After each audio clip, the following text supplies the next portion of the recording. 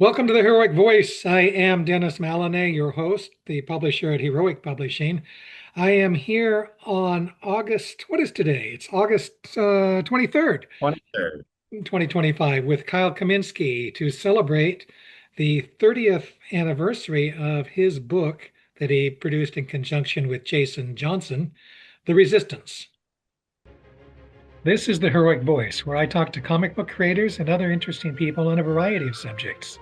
I am Dennis Maloney, publisher of the Heroic Multiverse, where we feature good girl and bad girl artwork, super babes, and all kinds of Silver Agey style stories. Thanks so much, Dennis, for having me. You're welcome. Tell us about it. So, the Resistance is an uncompromising strike force of alien refugees, human outlaws, and bounty hunters 100 years in the future. And in this first story arc that we put out, they're fighting this oppressive corporate state that's secretly being run by some of their fellow aliens. Hmm. And since it's our leader's fault that they're stuck on Earth, she feels a responsibility to do something about it. And since it's comics, she puts together a strike force. What else would you do? It's so these characters. Right. Um, how many books? Actually, let's go this. It's 30 years. I mean, how many books have you done? How far apart were Yeah. they? And I take it this is a collection of those early issues. Is that right? Yeah. So 30 years ago, yeah. Yeah, this is a collection of the first story arc that we started publishing in 2017. 30 years ago, my friends and I, we co-created some of these characters in high school, and we started publishing books in 1995. We did a couple of anthologies, and both of them featured the Resistance, as well as other characters and stories. And then I went into the retail side, and friends kind of split, and took almost 20 years to come back for 2017, and when I started publishing books again. And yeah, and since then, we did our first miniseries. We did a sister title called Hyper Action. That's a double feature anthology book. And then I've come back to the Resistance for our second miniseries called The Bounty Hunter Blitz. Cool. I understand that you have a Kickstarter that begins in October. Yeah, actually, it launches September 16th. September. And that's for our first collection. So far I've done just all single issue comics. And this will be a hardcover collection of the first miniseries that I published with Jason Johnson. And that's called The Broadcast Offensive. We did 5 related issues. And then we're also remastering the original artwork with my co-creator, Jason Krause from the 90s. And so we'll have those original stories that were the origin of the team. What can you tell us about? Well, they're all in print, so you can probably tell us a lot. Um, let's start with the characters. Why should people be interested in the members of the Resistance? Well, they're flawed sci-fi heroes, which are the most interesting, flawed characters. And they're trying to do the best they can while making mistakes along the way, just like the rest of us. These books are definitely creator focused, or I'm sorry, character focused. Interval, like I said, our leader, I like to call her our guilt-driven soldier. And it's a lot about the actions she takes that seem right in the moment, but the consequences that she ends up having to deal with, you know, make lead her to act against and help the humans. Um, Does and then she we have have a Kestrel, name? who is the If you lead her, does she have a interval. name? Yeah, so Interval's her code name. Ah, She was a black op soldier. She has a teleportation implant, excuse me. Um, and it's a one of a kind teleportation implant, and there's kind of a story connection with it in this first story arc, and how unique her power is and sought after. Um, and her given name is Syriana. And her brother are kind of the leaders. I wouldn't call him a co-leader, but he's the heart of the team. So her younger brother, who is called Adam, I call him a pint-sized powerhouse, Hmm. because he's a little on the short side, but he's pretty tough and strong. He's also the team mechanic, but he's got a heart of gold, and empathy drives him. Where Interval is driven by the responsibility of her actions, Adam is more of an impulsive, empathetic character that sees the distress that the humans are going through and how it's been caused by his fellow aliens. Okay, so you're telling an outsider story here, outsiders with sympathy to the people that they're kind of stuck with for the moment. Um, yes? Yeah, yeah, definitely. Yeah, one of the things I like to kind of say about the book is it's kind of X-Men meets G.I. Joe. Um, those were two of my biggest influences growing up, and that whole s- the the prejudice and stuff that Chris Claremont brought into the X-Men. My characters are feeling the same thing from the humans. The humans don't like that the aliens are there because generally they take advantage of them. And but also showing that somebody from another world has goes through the same wants and desires and needs and mistakes that us as humans.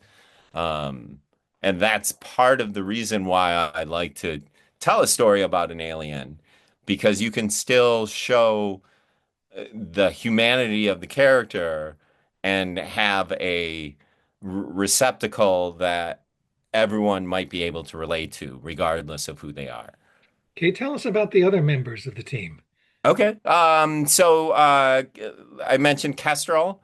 Kestrel is a corporate weapons designer that is on the inside of this corporate state that they're fighting against. And she decides to help them with their cause the way that she can with the information and inside track on the corporation to bring supplies and technology to the oppressed outside of the corporate state.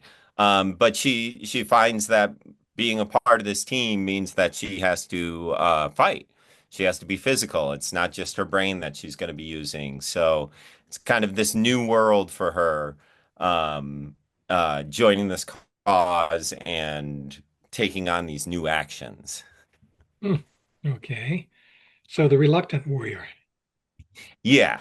All right. But as we progress through the series, in the second series, she's becoming more formidable, and I'm really excited about the character arc that I have planned for her over multiple series. Who else?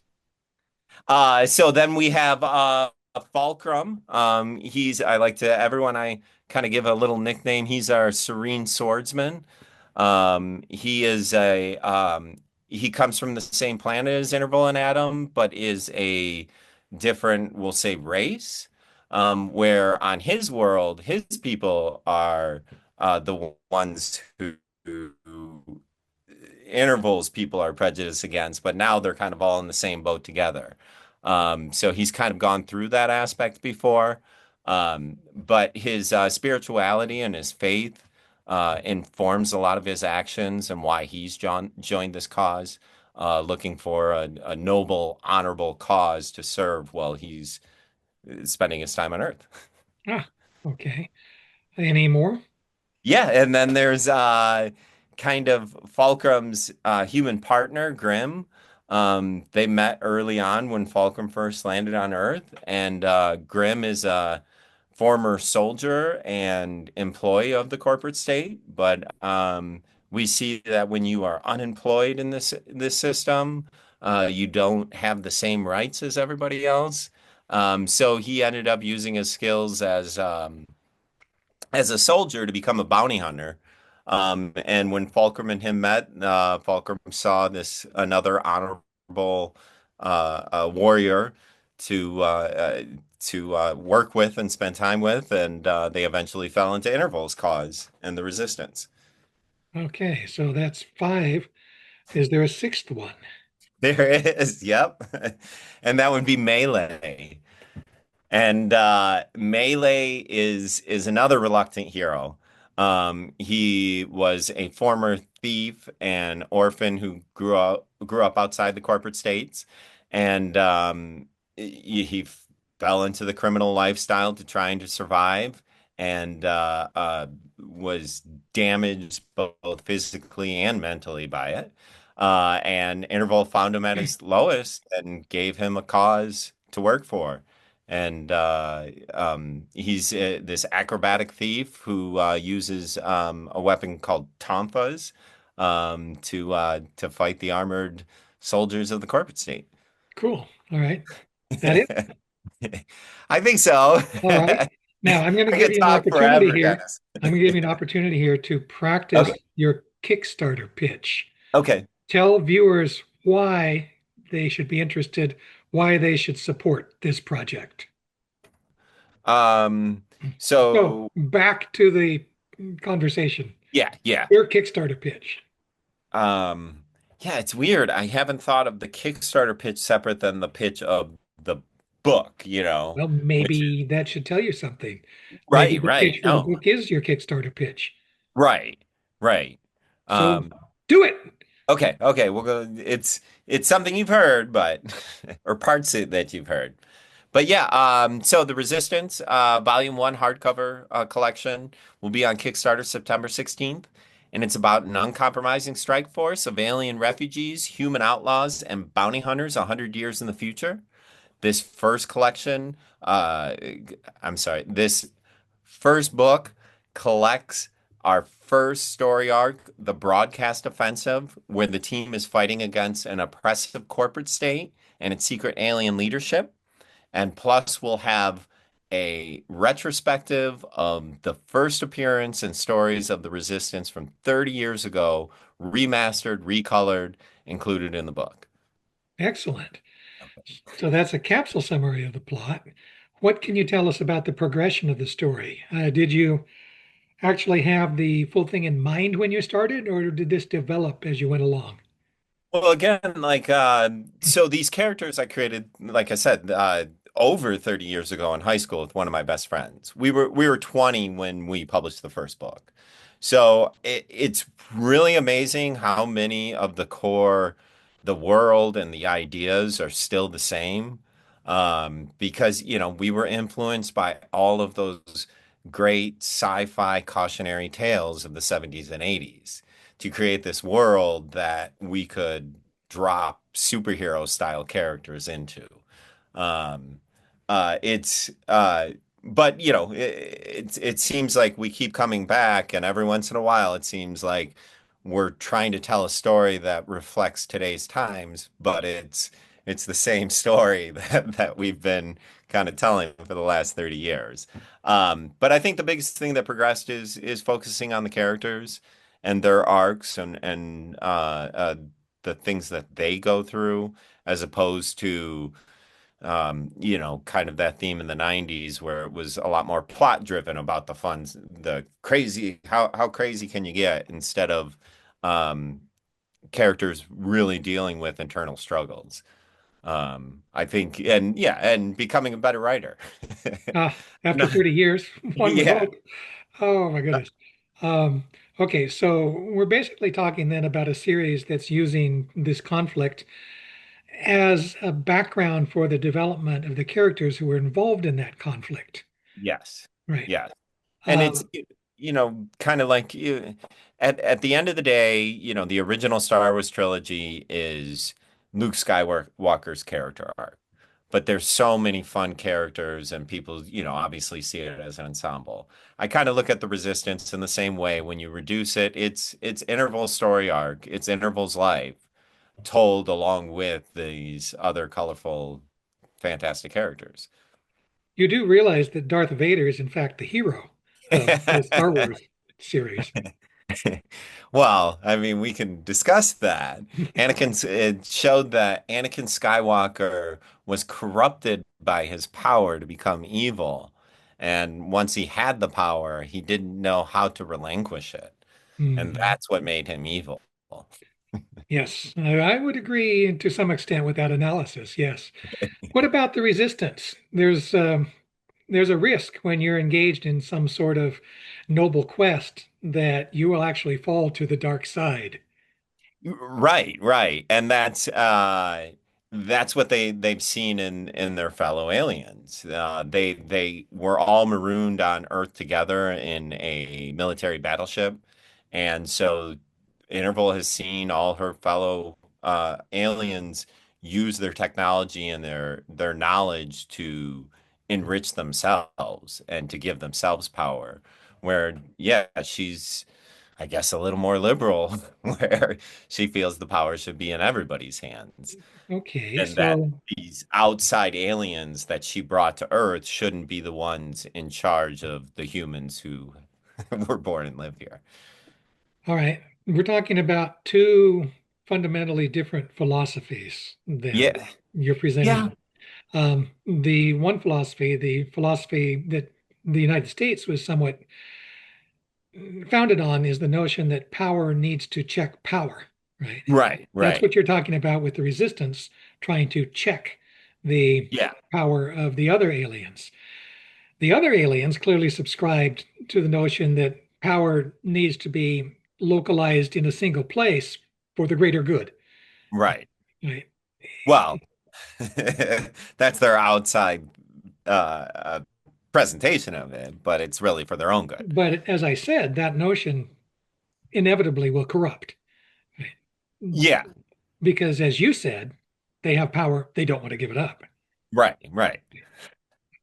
So Yeah, and that's it's funny. It's I skate around politics, and if you ever see me online, I am not a political person online. But if you have a private conversation with me, I love to talk politics. Um, I think one of the problems as a writer is that when your politics are on your sleeve, especially in a public setting, it corrupts your characters. yes, it does. Absolutely, it does.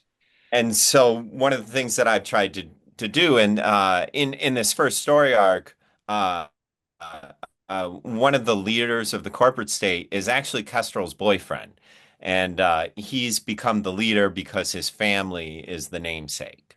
Uh, and so his perspective on the differences of who the corporate state is going to take care of and those on the outside is not an unempathetic perspective. It's just a different perspective.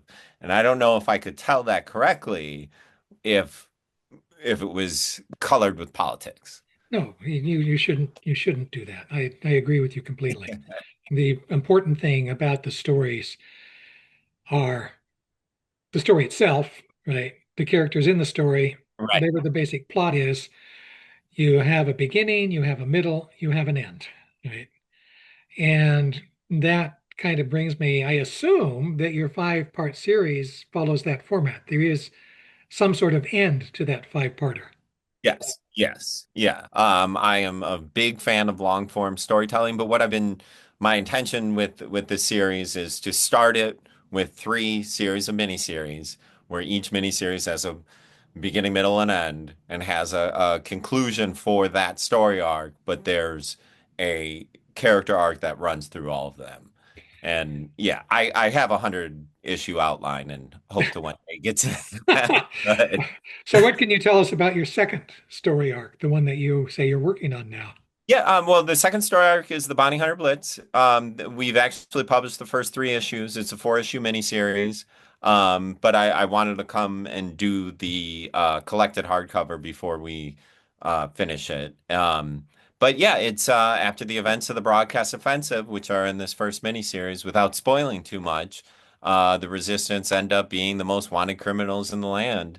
And so every bounty hunter uh, who's around is going after them. So they're on the run, fighting a ton of bounty hunters. There's character twists and an arc throughout, and it will bring us back into our next miniseries that I have planned following that.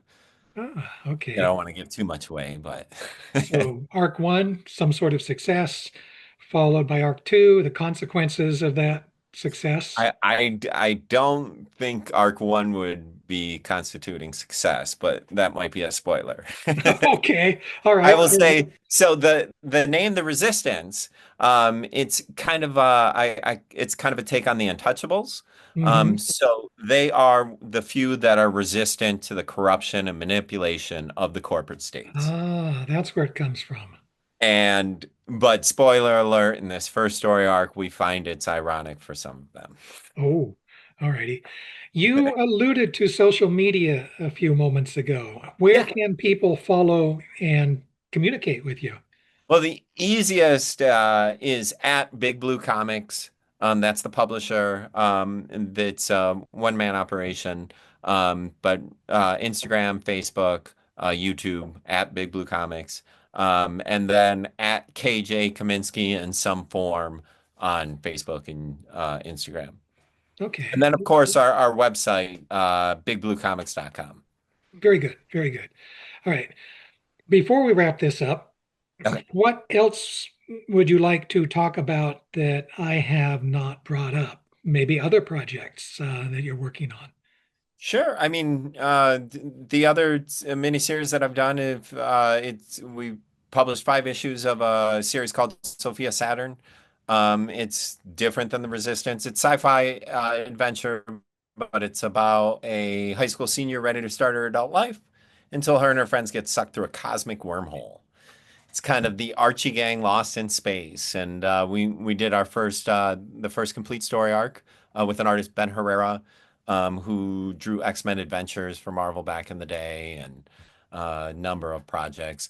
But and then the other thing, my fantastic creative team, Jason Johnson, did 5 issues that'll all be collected in this uh, the hardcover, as well as the Bounty Hunter Blitz miniseries.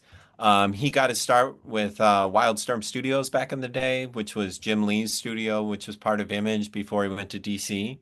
And so he started on books like Wetworks and Gen 13 and Flash, and did some Marvel stuff. And I've been so fortunate to be able to work with him. And we've done almost 200 pages together at this point. So hope to continue to work with him. And then my co-creator, Jason Krause, one of my best friends with high school, still our lead character designer. And yeah, it's just great to be able to make comics with people you love.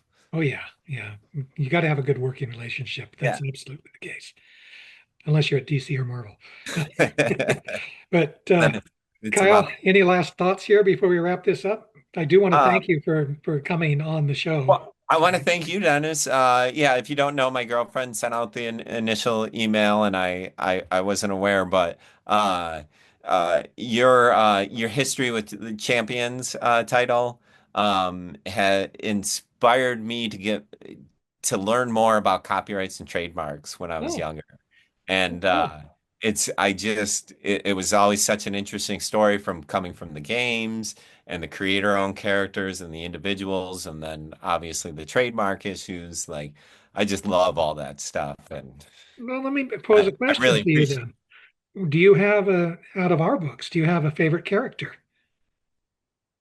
Well, I haven't followed the books in a long time. I can Oh, say it. I I mean, withdraw the question. he's, Oh, I mean, I could say Flair, but but then you'd be cheating because everyone says right, Flair. right. Okay. All righty. All right, Kyle, again, thank you for this. Okay, yeah, yeah. Oh, We're one more thing, okay. because Yeah. I often ask this. What about recommendations to people who want to get into comics? How would you recommend that they go about doing that? As a creator. Yes. Um, hone your craft for one. Make sure you know what you're doing before you set out. And get online and talk to other people who want to make comics. I started when I was a teenager. My co-creator and I just started getting together. I was an artist at that time, and we just talked about what we wanted to do in comics. And then it led to us collaborating and publishing books, and still publishing 30 years later. But yeah, find other people who want to make comics and start there. Um, Great. Thank you. oh yeah. I do want to, before I sign off, encourage people to like this if you like it. to share it and definitely to subscribe to the Heroic Voice. I also want to encourage people, if you're viewing this after September 15th, September 16th, which one was it? September 16th. After September 16th, and this is going to run for how many days? We are going to October 24th. So October 24th. 5 weeks. Okay, anytime between then and then, go to Kickstarter, take a look for the ResistantS, and you will find it. And And you can go to theresistance.com and it'll take you straight to the campaign. I have seen the PDF. I think it is a worthy project. Thank you. Thank you. Okay, and thank you, and have yourself a wonderful weekend. Okay, yeah, yeah. Thanks so much, Dennis. I really appreciate the opportunity to talk with you. Okay, good night. Okay, yeah. Take care.